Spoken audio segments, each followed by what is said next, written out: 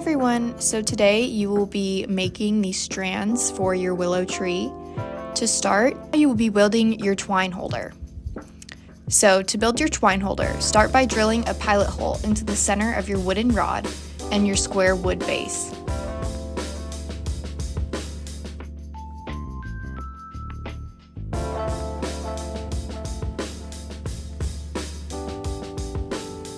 Next, take a screw and drill it halfway into the center of the square base.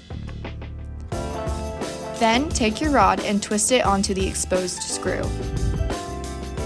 This connects the two pieces. And drill the screw all the way through the base and into the rod, holding the rod steady as you do so. This will secure your twine holder in place. The twine holder works best when placed on the floor. To start, you will set up your two clamps about 8 feet apart. If you feel that 8 feet apart will not be long enough, a good rule of thumb is that your strands need to be double your window height. First, you're going to grab your cone of string and tie a secure knot onto one of the clamps.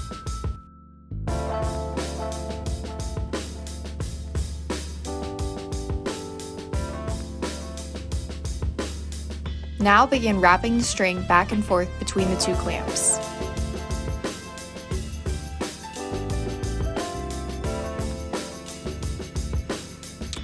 Then you will wrap 20 times total to make one bundle.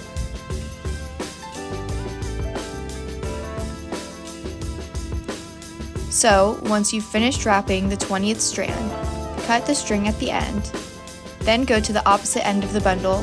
Cut a small piece of yarn and tie it tightly around the strands to create a tassel.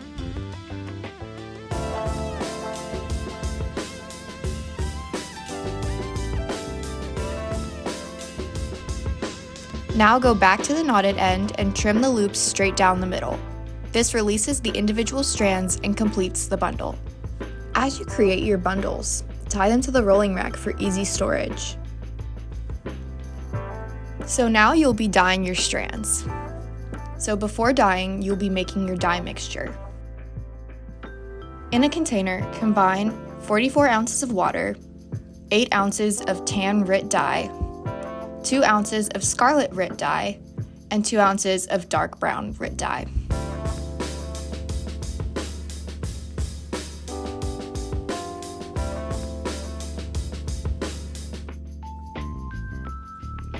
Stir thoroughly to create a rich, warm tone perfect for the ombre dyeing. Now you'll be dyeing your bundles. Set up your station with a tall rolling rack with each bundle, a plastic drop cloth on the floor, and a plastic bin to catch dripping dye. First, separate and comb through each strand bundle to remove any tangles and ensure even dye absorption. Then measure out the bottom half of the bundle. This is your dye section. Then you will spray water just above that section. This will help the dye travel and blend upward for a softer effect. Now, dip the bottom half of the strands in the bucket while wearing gloves.